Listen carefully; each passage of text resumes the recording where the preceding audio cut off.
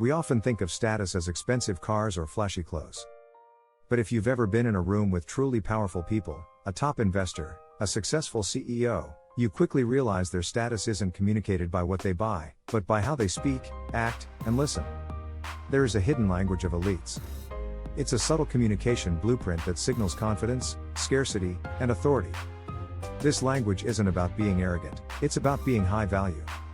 If you're an entrepreneur, a leader, or a graduate seeking access to the highest levels of business, you must stop speaking like an employee begging for a chance and start communicating like an owner who offers a solution.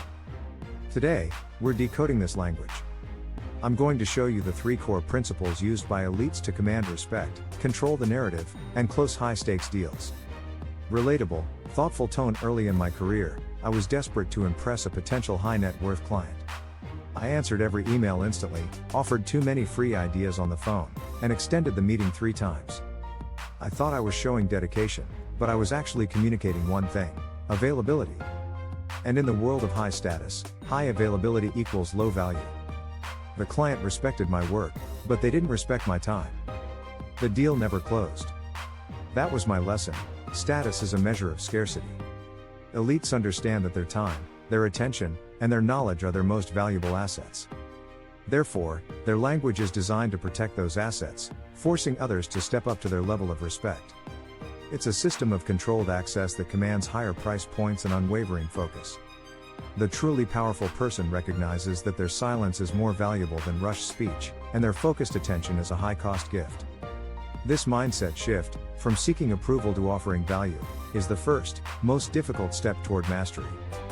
Myth: communicating status means using complex vocabulary, name-dropping, or loud pronouncements.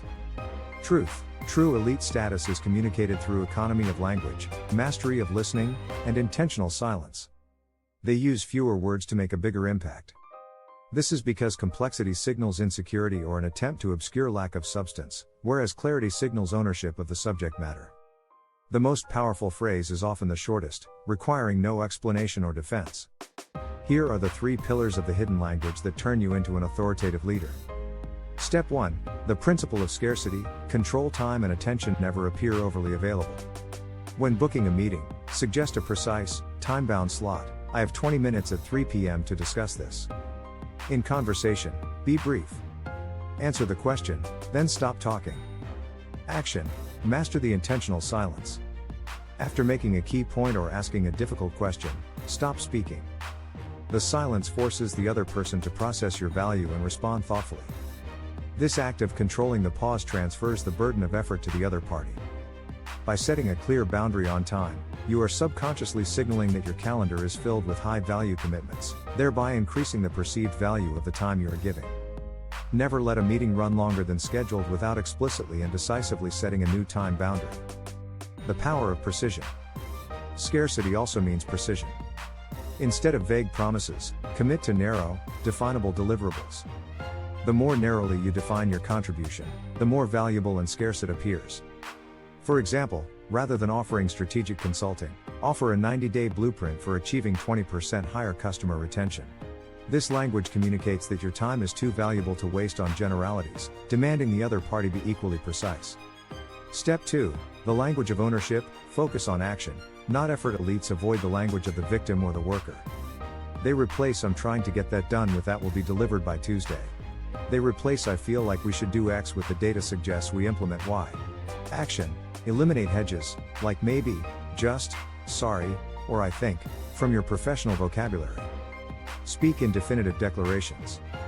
Fact check: studies show that leaders who use direct, definitive language are perceived as 32% more competent. Hedges are verbal tics that create escape routes for the speaker, but they communicate fear, weakness, and lack of conviction to the listener. Replacing hedges with declaration. This is a skill you must practice deliberately. When drafting an important email or preparing for a pitch, do a verbal scrub. Find every use of the word just, I feel, or perhaps, and replace the entire sentence with a clear, assertive declaration. For instance, turn "I just wanted to check if you maybe looked at my proposal and do I require feedback on the proposal by 5 p.m. today." This shift signals that you are operating from a position of data and decision, not emotion or request.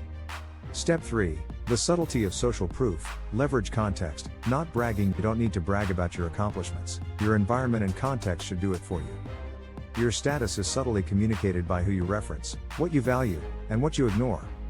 Action: instead of listing achievements, mention the impact of your work on high-value problems. We scaled that sector by 40%.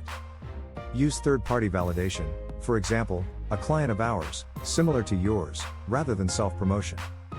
When you speak about success, attribute it to a system or a team. Our framework achieved X, rather than solely your individual genius. This makes your success repeatable and therefore valuable, signaling that you possess a scalable methodology, which is far more impressive than a one-time win. The power of association.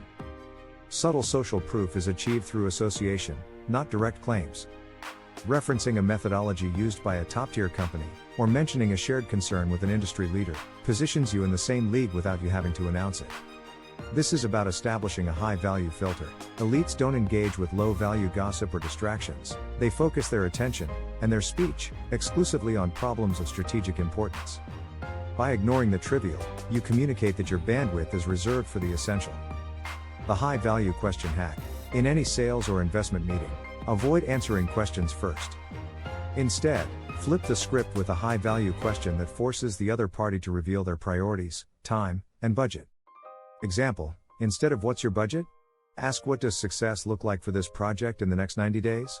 This instantly elevates you from vendor to strategic partner. The person asking the most insightful question controls the depth and direction of the conversation, effectively running the meeting, regardless of who booked the conference room.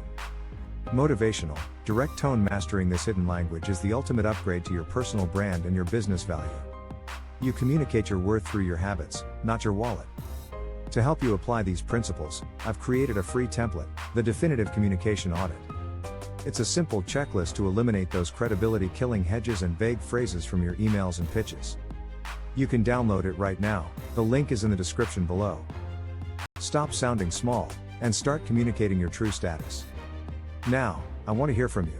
What is the one hedge word, like just or maybe, you plan to eliminate from your vocabulary this week to increase your authority? Share your commitment in the comments. Hit that like and subscribe button to keep building your blueprint for commanding respect. Remember, don't prove your worth, display it. Sparkles emoji. Stay inspired, stay alive.